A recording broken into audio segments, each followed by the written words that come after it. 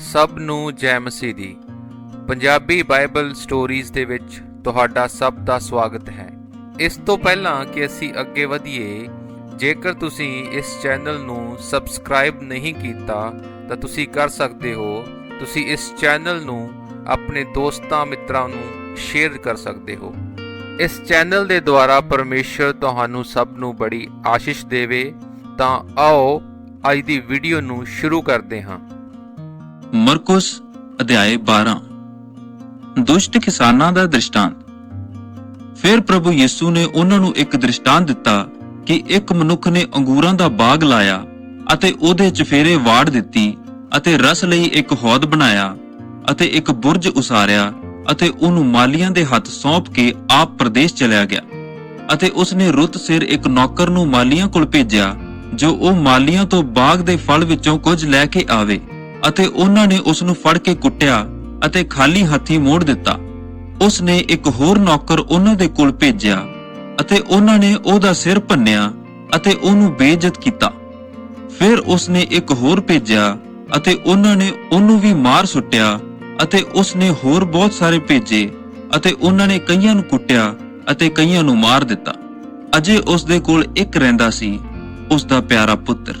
ਆਖਿਰ ਉਸਨੇ ਉਹਨੂੰ ਵੀ ਉਹਨਾਂ ਕੋਲ ਇਹ ਕਹਿ ਕੇ ਭੇਜਿਆ ਜੋ ਉਹ ਮੇਰੇ ਪੁੱਤਰ ਦਾ ਮਾਣ ਰੱਖਣਗੇ। ਅਤੇ ਉਹਨਾਂ ਮਾਲੀਆਂ ਨੇ ਆਪੋ ਵਿੱਚ ਕਿਹਾ, ਵਾਰਸ ਇਹੋ ਹੈ, ਆਓ ਇਹਨੂੰ ਮਾਰ ਸੁੱਟੀਏ ਤਾਂ ਵਿਰਾਸਤ ਸਾਡੀ ਹੋ ਜਾਵੇਗੀ। ਅਤੇ ਉਹਨਾਂ ਨੇ ਉਹਨੂੰ ਫੜ ਕੇ ਮਾਰ ਦਿੱਤਾ ਅਤੇ ਉਹਨੂੰ ਬਾਗੋਂ ਬਾਹਰ ਸੁੱਟਿਆ। ਸੋ ਬਾਗ ਦਾ ਮਾਲਕ ਹੁਣ ਕੀ ਕਰੇਗਾ? ਉਹ ਆਵੇਗਾ ਅਤੇ ਮਾਲੀਆਂ ਦਾ ਨਾਸ਼ ਕਰੇਗਾ ਅਤੇ ਅੰਗੂਰਾਂ ਦਾ ਬਾਗ ਹੋਰਨਾਂ ਨੂੰ ਸੌਂਪੇਗਾ।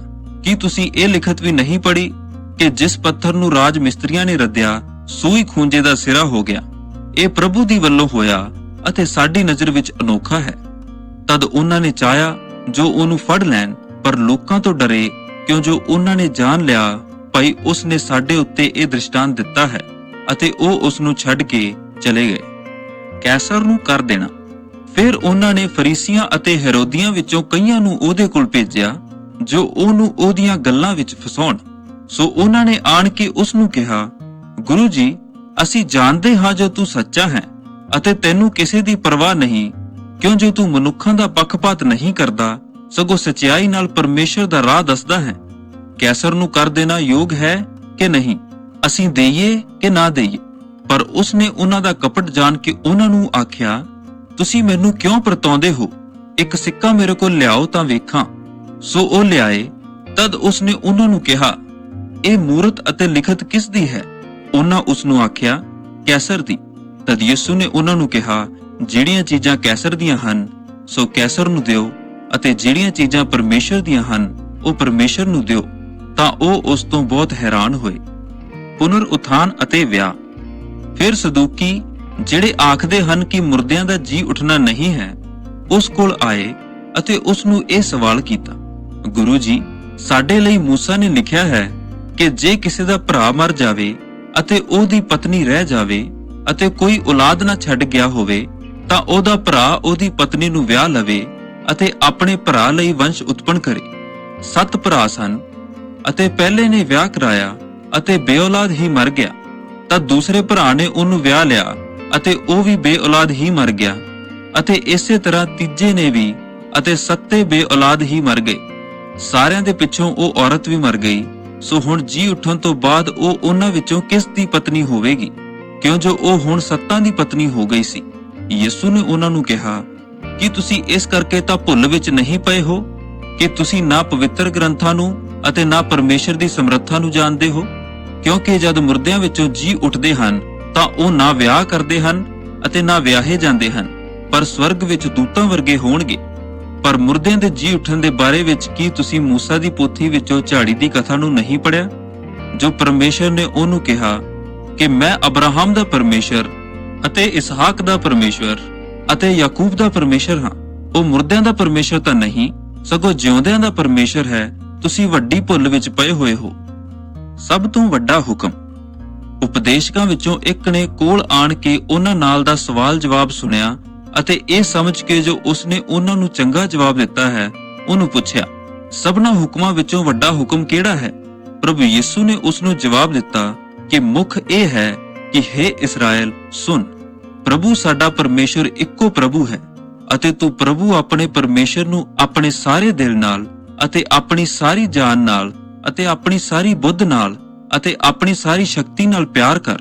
ਦੂਜਾ ਇਹ ਹੈ ਕਿ ਤੂੰ ਆਪਣੇ ਗੁਆਂਢੀ ਨੂੰ ਆਪਣੇ ਜਿਹਾ ਪਿਆਰ ਕਰ। ਇਹਨਾਂ ਤੋਂ ਵੱਡਾ ਹੋਰ ਕੋਈ ਹੁਕਮ ਨਹੀਂ ਹੈ।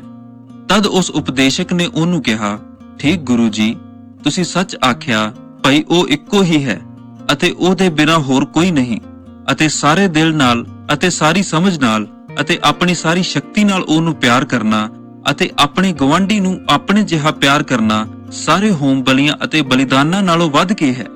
ਜਦੋਂ ਪ੍ਰਭੂ ਯਿਸੂ ਨੇ ਵੇਖਿਆ ਕਿ ਉਹਨੇ ਸਮਝ ਨਾਲ ਉੱਤਰ ਦਿੱਤਾ ਤਾਂ ਉਹਨੂੰ ਕਿਹਾ, ਤੂੰ ਪਰਮੇਸ਼ਰ ਦੇ ਰਾਜ ਤੋਂ ਦੂਰ ਨਹੀਂ ਹੈ। ਅਤੇ ਉਸ ਤੋਂ ਬਾਅਦ ਕਿਸੇ ਦਾ ਹੌਸਲਾ ਨਾ ਪਿਆ ਕਿ ਉਸ ਕੋਲੋਂ ਕੁਝ ਸਵਾਲ ਕਰੇ। ਮਸੀਹ ਕਿਸ ਦਾ ਪੁੱਤਰ ਹੈ? ਫਿਰ ਯਿਸੂ ਨੇ ਹੈਕਲ ਵਿੱਚ ਉਪਦੇਸ਼ ਕਰਦੇ ਹੋਏ ਇਹ ਕਿਹਾ, ਉਪਦੇਸ਼ਕ ਕਿਉਂ ਕਹਿੰਦੇ ਹਨ ਕਿ ਮਸੀਹ ਦਾਊਦ ਦਾ ਪੁੱਤਰ ਹੈ? ਦਾਊਦ ਨੇ ਪਵਿੱਤਰ ਆਤਮਾ ਦੀ ਰਾਹੀਂ ਆਪੇ ਕਿਹਾ ਹੈ ਕਿ ਪ੍ਰਭੂ ਨੇ ਮੇਰੇ ਪ੍ਰਭੂ ਨੂੰ ਕਿਹਾ, ਤੂੰ ਮੇਰੇ ਸੱਜੇ ਪਾਸੇ ਬੈਠ ਜਦ ਤੱਕ ਮੈਂ ਤੇਰੇ ਵੈਰੀਆਂ ਨੂੰ ਤੇਰੇ ਪੈਰਾਂ ਹੇਠ ਨਾ ਕਰ ਦੇਵਾਂ। ਦਾਊਦ ਤਾਂ ਆਪੇ ਉਹਨੂੰ ਪ੍ਰਭੂ ਆਖਦਾ ਹੈ, ਫਿਰ ਉਹ ਉਸ ਦਾ ਪੁੱਤਰ ਕਿਵੇਂ ਹੋਇਆ? ਅਤੇ ਵੱਡੀ ਭੀੜ ਖੁਸ਼ੀ ਨਾਲ ਉਹਦੀ ਸੁਣਦੀ ਸੀ। ਉਪਦੇਸ਼ਕਾਂ ਤੋਂ ਸਾਵਧਾਨ। ਉਸ ਨੇ ਆਪਣੇ ਉਪਦੇਸ਼ ਵਿੱਚ ਕਿਹਾ, ਉਪਦੇਸ਼ਕਾਂ ਤੋਂ ਚੌਕਸ ਰਹੋ, ਜਿਹੜੇ ਲੰਮੇ ਬਸਤਰ ਪਹਿਨ ਕੇ ਤੁਰਨਾ ਫਿਰਨਾ ਅਤੇ ਬਾਜ਼ਾਰਾਂ ਵਿੱਚ ਸਲਾਮ ਲੈਣ ਅਤੇ ਪ੍ਰਾਰਥਨਾ ਘਰਾਂ ਵਿੱਚ ਅਗਲੀਆਂ ਕੁਰਸੀਆਂ ਅਤੇ ਦਾਵਤਾਂ ਵਿੱਚ ਉੱਚੀਆਂ ਥਾਵਾਂ ਨੂੰ ਭਾਲਦੇ ਹੋ। ਉਹ ਵਿਧਵਾਵਾਂ ਦੇ ਘਰਾਂ ਨੂੰ ਖਾ ਜਾਂਦੇ ਹਨ ਅਤੇ ਵਿਖਾਵੇ ਲਈ ਲੰਮੀਆਂ ਪ੍ਰਾਰਥਨਾ ਕਰਦੇ ਹਨ। ਉਹਨਾਂ ਨੂੰ ਵਧੇਰੇ ਸਜ਼ਾ ਮਿਲੇਗੀ। ਕੰਗਾਲ ਵਿਧਵਾ ਦਾ ਦਾਨ। ਉਹ ਦਾਨ ਪਾਤਰ ਦੇ ਸਾਹਮਣੇ ਬੈਠ ਕੇ ਵੇਖ ਰਿਹਾ ਸੀ ਜੋ ਲੋਕ ਦਾਨ ਪਾਤਰ ਵਿੱਚ ਕਿਸ ਤਰ੍ਹਾਂ ਦਾਨ ਪਾਉਂਦੇ ਹਨ, ਅਤੇ ਬਥੇਰੇ ਧਨਵਾਨਾਂ ਨੇ ਬਹੁਤ ਕੁਝ ਪਾਇਆ ਅਤੇ ਇੱਕ ਕੰਗਾਲ ਵਿਧਵਾ ਨੇ ਆ ਕੇ 2 ਦਮੜੀਆਂ ਪਾਈਆਂ। ਤਾਂ ਉਹਨੇ ਆਪਣੇ ਚੇਲਿਆਂ ਨੂੰ ਕੋਲ ਬੁਲਾ ਕੇ ਉਹਨਾਂ ਨੂੰ ਕਿਹਾ, ਮੈਂ ਤੁਹਾਨੂੰ ਸੱਚ ਆਖਦਾ ਹਾਂ ਕਿ ਜਿਹੜੇ ਦਾਨ ਪਾਤਰ ਵਿੱਚ ਪਾਉਂਦੇ ਹਨ, ਉਹਨਾਂ ਸਭ ਨਾਲੋਂ ਇਸ ਕੰਗਾਲ ਵਿਧਵਾ ਨੇ ਜ਼ਿਆਦਾ ਪਾਇਆ, ਕਿਉਂ ਜੋ ਸਭਨਾਂ ਨੇ ਆਪਣੇ ਬਹੁਤੇ ਮਾਲ ਵਿੱਚੋਂ ਕੁਝ ਪਾਇਆ, ਪਰ ਇਸ ਨੇ ਆਪਣੀ ਥੁੜ ਵਿੱਚੋਂ ਜੋ ਕੁਝ ਇਹਦਾ ਸੀ, ਅਰਥਾਤ ਆਪਣੀ ਸਾਰੀ ਪੂੰਜੀ ਪਾ ਦਿੱਤੀ।